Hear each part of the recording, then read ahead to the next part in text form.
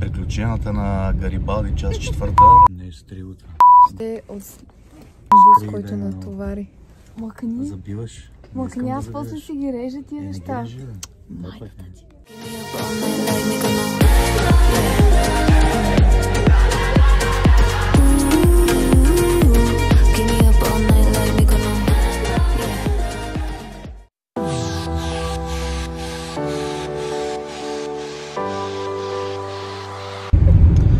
Пътуваме към летището.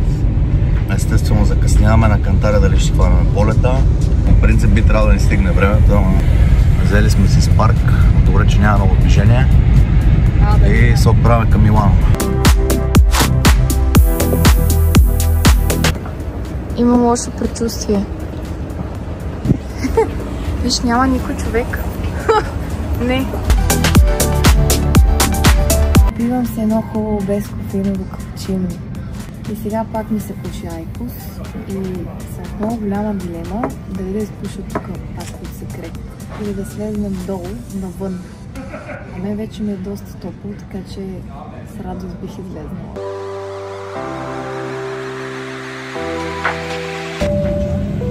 Слагай колана.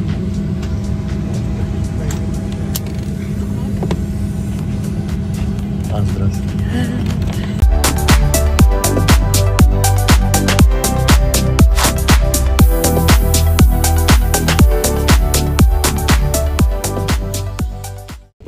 Кацнахме в Бергамо. Още на слизане от самолета имаше един бус, който качи няколко души и следващите два буса, които трябваше да дойдат, ги чакаме сигурно 15-20 минути на студа. Искам да кажа, че тук на летището е ужасно мизерно. Има клошари навсякъде. Да добавя, че жабетата са много нахални. Бутат се и не се съобразяват изобщо.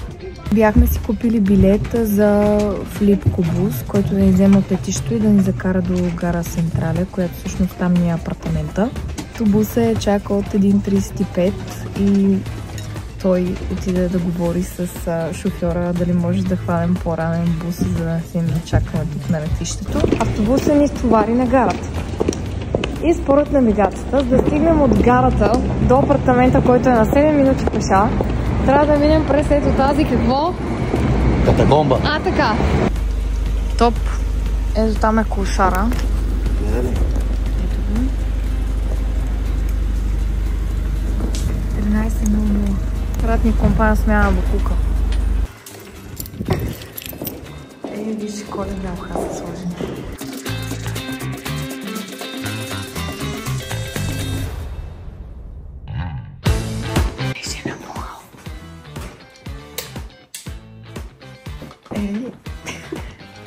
Има си кухня. Ето я. Да седнем да ядем. Това е мини хол. Тя ще ответе майка ми слага. Така. Това е спалнята. Тя е много малка. Ние как ще побереме тук? Така, това е банята, която не знам откъде се спуска. От тук. Банята е топ. Добре, тия хора, що на снимката изглеждат такива. Искам да те видя. Как ти ще влезеш вътре в тази скъртена душка бия. Айде сега. Как ще миеш ти? Добро утро от нас! Заплатили сме се към метрото. Отиваме пред катедралата и се търси мали спица, за да закусим. Какви сте впечатленията? За сега никакви. Изглежда ни като квартал в Нови Искър. Не сме стигнали до същинската част, така че предстои да видим дали ще бъда приятно изненада. Добре, Диня. Окей. Сега на къде?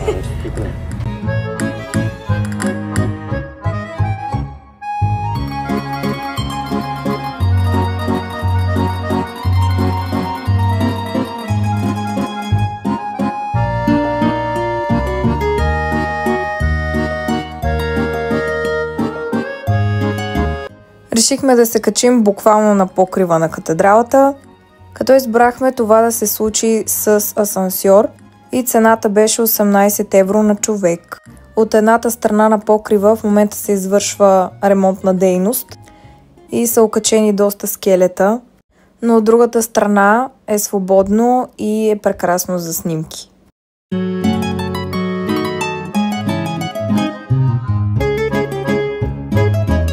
Галерията се намира точно отляво на катедралата. Влизайки, веднага ме удариха спомените за 18-годишната аз, на която беше мечта да дойда тук в Милано с приятели.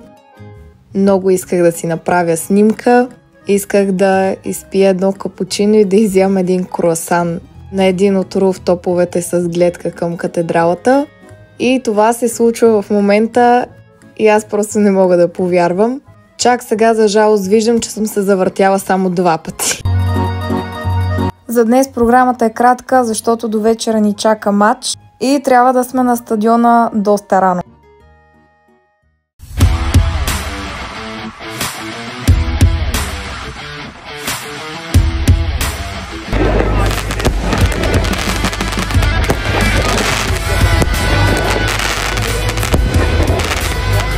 Добре, това е най-големия стадион, който съм виждала до сега.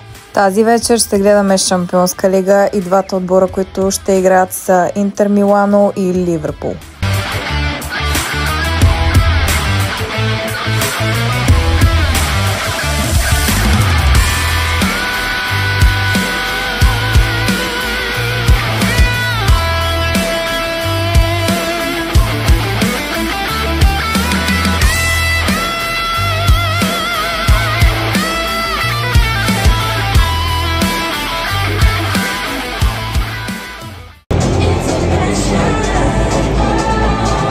Бомбони са много гадни, едвам се дъвчат. Поне музичката е добра.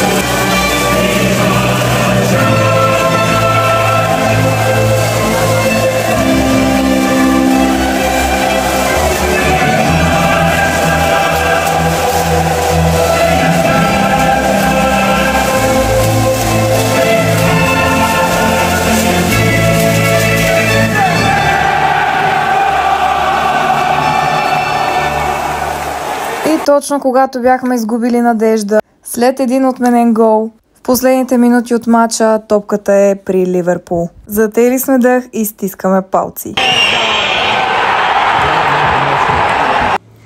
Включвам се от апартамента. Току-що се прибрахме от стадиона. Прибирането беше 2 часа и нещо.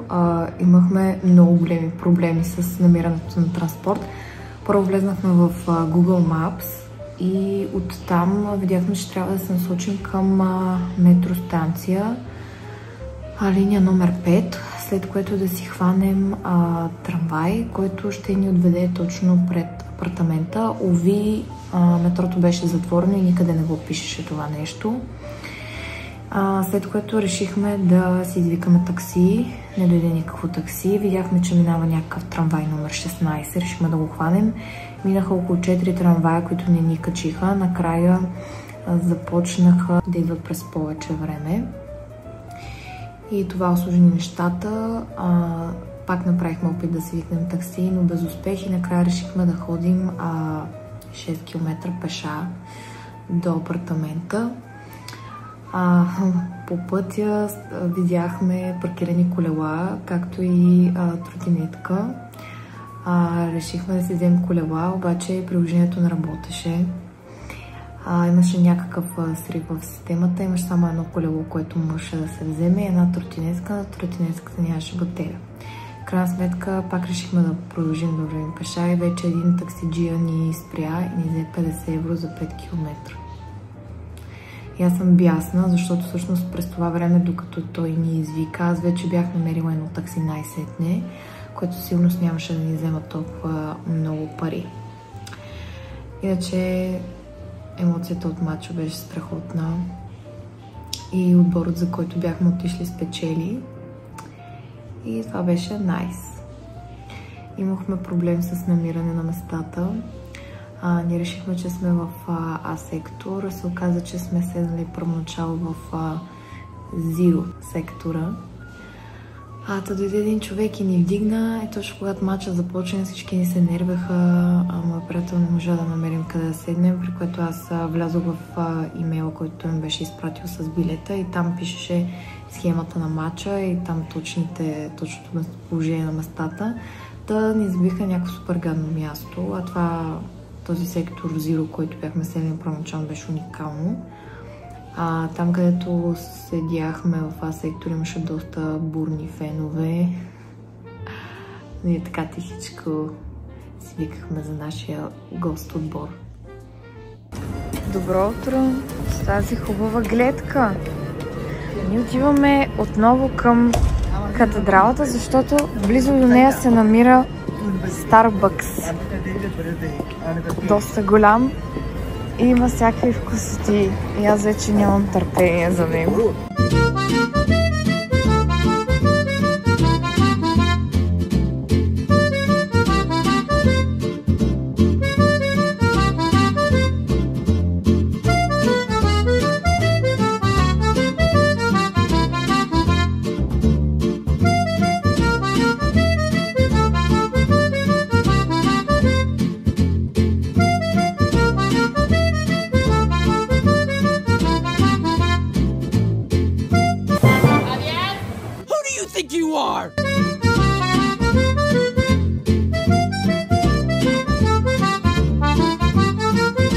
Искам да споделя, че изобщо не съм доволна от коледната украса в Милано. Наистина очаквах много повече. Сега ще влезем в замъка Сфорцеско, за който не се изискват билети. Достъпът е свободен. Оттам продължаваме само напред, минаваме през един огромен парк и стигаме до арката на мира.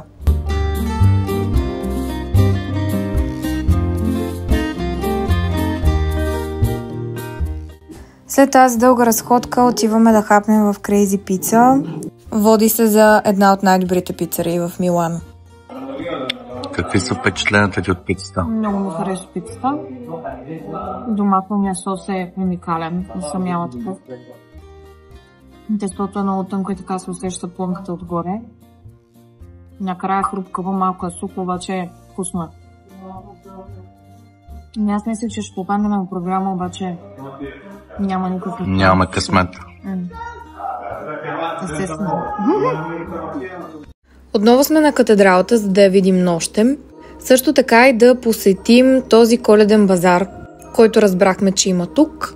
Ако сте гледали видеото ми от Виена, знаете, че посетих поне 4 коледни базара и очаквах и тук да има няколко. Оказа се, че има само един коледен базар, който не е нищо особено. И на всичкото отгоре затварят в 9 часа. Ние бяхме отишли 9 без 15 и естествено почти нищо не видяхме и не хапнахме.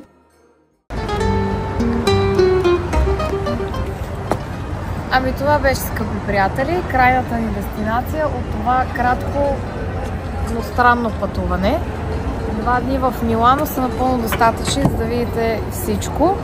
Единственото, което не можахме да видим, един ресторант за паста, който може да си хапнеш тирамису, но ние го направихме в едно малко кафененце, което много ни процака. Благодаря за гледането и до нови срещи. Натиснете лайка и камбанката.